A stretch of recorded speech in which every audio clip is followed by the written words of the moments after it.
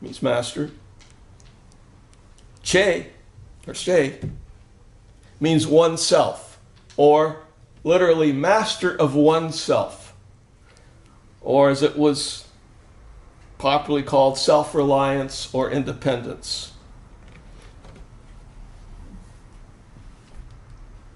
It meant essentially, to be very brief about it,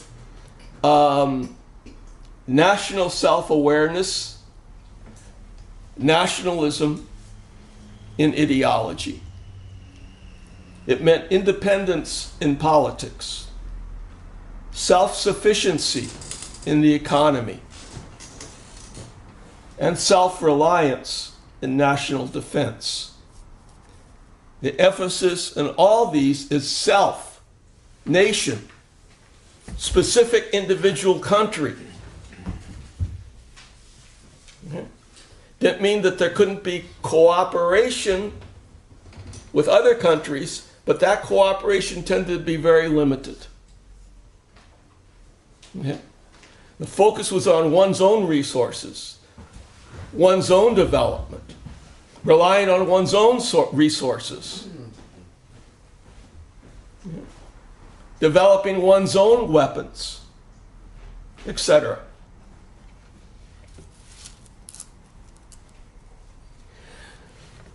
The idea was that the masses were the master of their own destiny and the motive force for revolution and socialist construction. I always say that the masses, it had a specific meaning. And that meaning was the masses referred to the people's ideology, their spiritual strength, and their political will. Okay. It was idealist, not materialist. Your spiritual strength, your ideology, your political will could overcome any material force, any force of production. Okay. Now, consequently, if you look even up to today, economic development is largely pushed by mass mobilizations, like, say, the Chinese during the Cultural Revolution. Okay? Through political will, you can change material reality. Material reality does have no limiting effect. If it has an effect that's limiting, it's because of your will, not because of what exists out there. You're not strong enough. Your ideology is not strong enough. You don't believe enough. You don't push enough. Right?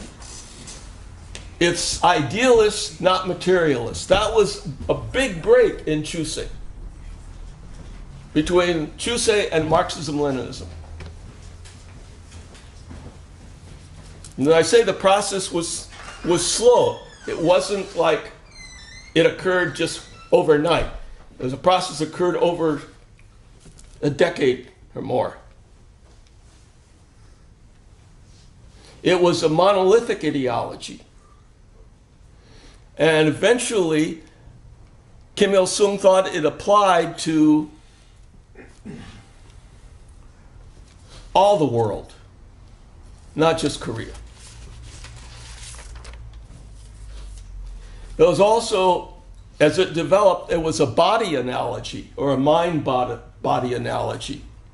And that was that the leader was the brain. If society was like a body, the leader was the brain of the body. And the masses composed the rest of the body. And the army was the guardian of the body. There's also a family analogy. And that is that society replicated the traits of all families, with one family as the leader. And just like all family have descendants, the leader's family has descendants.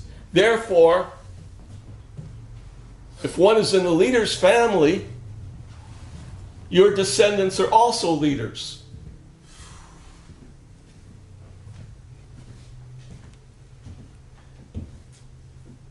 And thirdly, there was a masses analogy. And that is that the masses are the center of everything, that the leader is the center of the masses.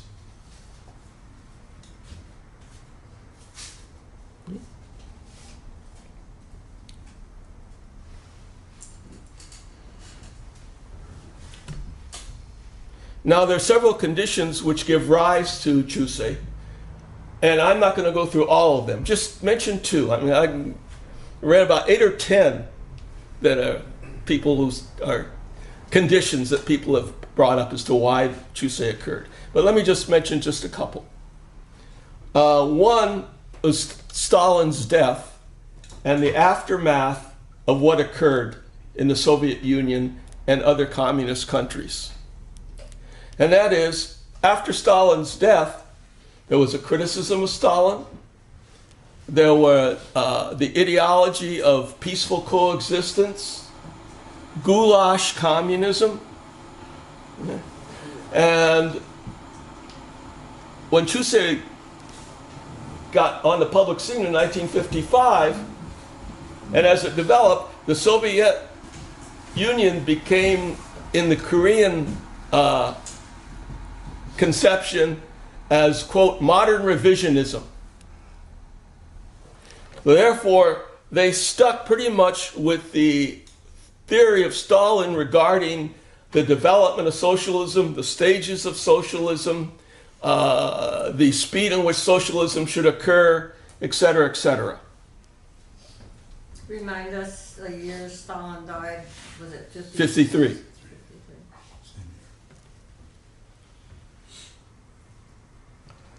The second was the differentiation between the North and the South. That the Juche was seen as a ideology which was truly Korean, came from Korean sources, and was part of the or was a, how should I say, a descendant, so to speak, of the 5,000 years of Korean history. Unlike in the South, which was constantly described as a colony of the United States, and therefore really, how should I say, crippled in its development of Korean national tradition.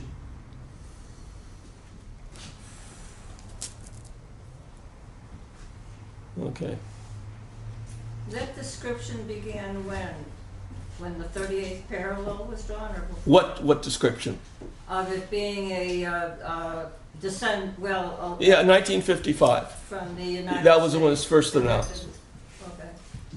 Okay.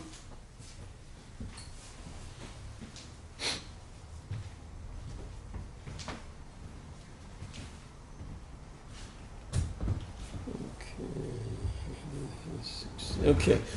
Now, a brief word on the economy. From the late 50s to the early 70s, the Korean economy was on an upswing.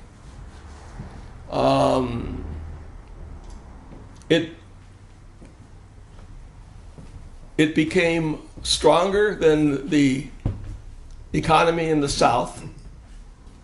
Okay. The living standards were higher. Okay. That began to change in the late 70s, the late 60s through the 1970s. It began to reverse. And by 1980, it was reversed. The South was a stronger economy. Okay. And there are many reasons that are laid to this.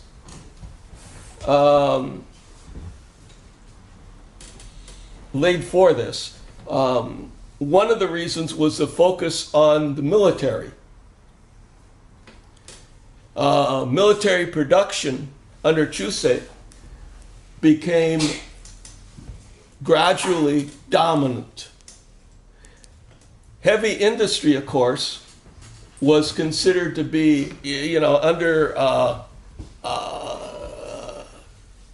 under the Korean conception, it was like heavy industry was developed first and was in the dominant position. Secondary was light industry, services, and agriculture. As the economy developed, okay, heavy industry became more and more tied into the military production. And the other areas, light industry, services, agriculture, okay, began to diminish in their level of production, especially in relationship to heavy industry. Like I say, heavy industry was mostly tied into the military.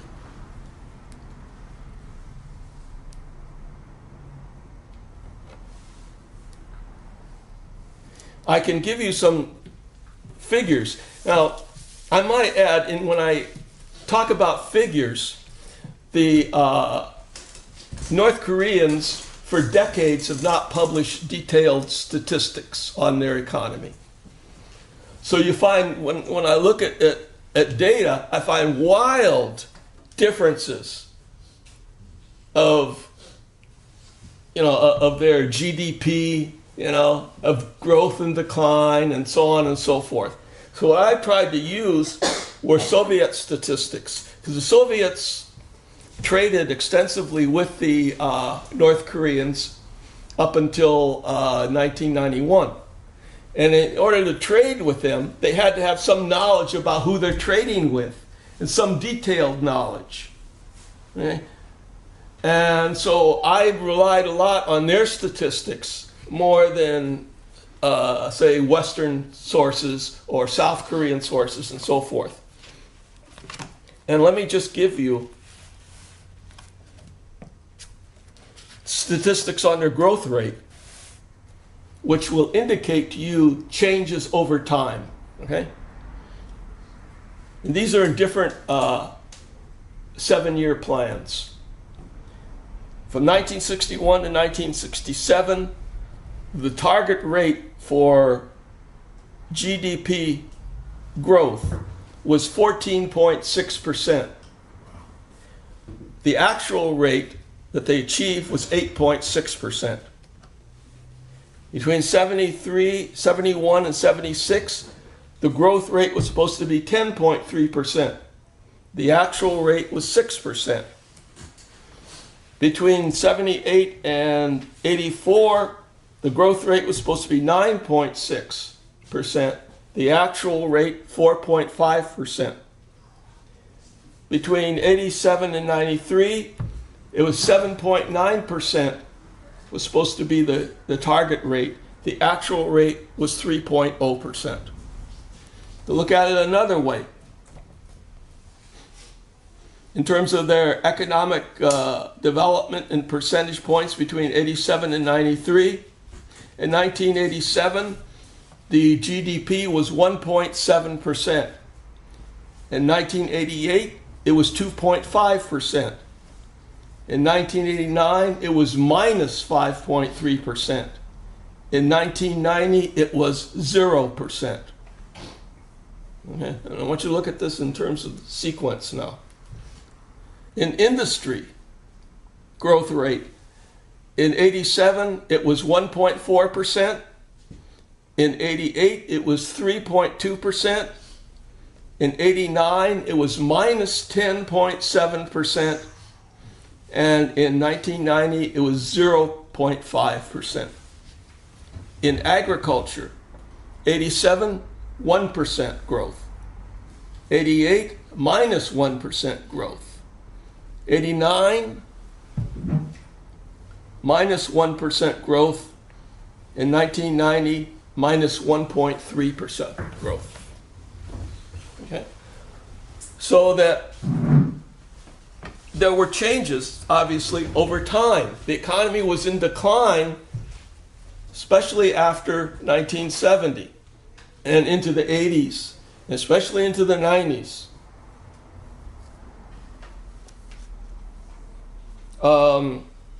By the early 1990s, famine had set in.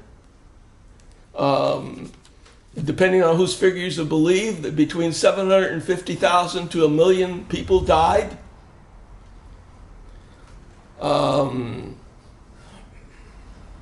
The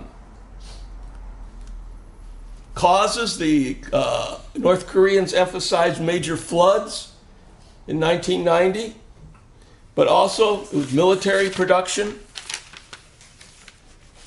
the breakdown of agriculture, and particularly in the production of agriculture and in the distribution of agriculture, problems with energy shortages, an inadequate transportation system, and other factors. About this time, also, the international socialist community collapsed. And all the aid that they got from those sources vanished. Okay, again, we're talking about now, 1990s, things collapsed. Additionally, the U.S. had stocked up nukes in South Korea.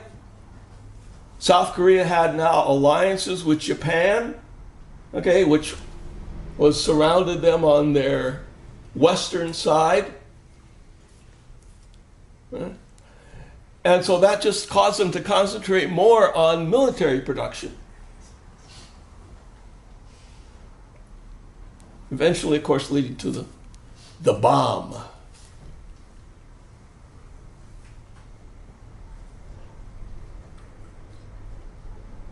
Now, this led, as a result of this, certain changes began in the economy.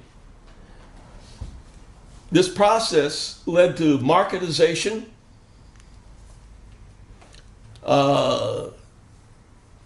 marketization of state enterprises, except for military enterprises, the breakdown of the planned economy, at least in the civilian sector, not the military sector, the rise of small businesses. Right? So, and even in agriculture, you find farmers now have plots which they can, sell their own stuff. Trade in agriculture is largely on a private basis. Trade in the sense of distribution of agricultural stuff is largely on a private basis. In transportation, you also find a lot of private uses of trucks and other transportation modes. In the state sector, you find individuals or small groups leasing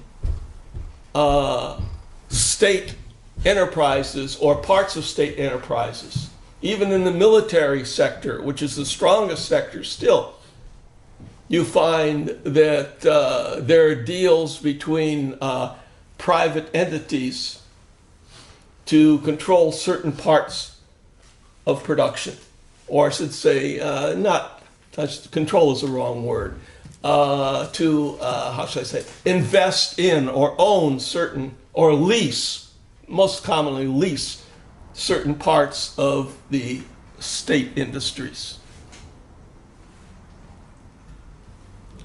So you have economy in flux right now. Okay? The kindest thing I could say, it's a socialist market economy. But if you look at that in terms of China, that's pretty kind to say it in relationship to how it's developed in China. Now, why don't I stop here? Okay, because I can see I'm going to go over 12 o'clock if I continue on. Okay, I'm in my last two phases, which are, okay. which are the most important as far as I'm concerned, as far as the topic is concerned. So why don't you do your thing? Okay, well, my thing, as you know, has to do with money, and if you have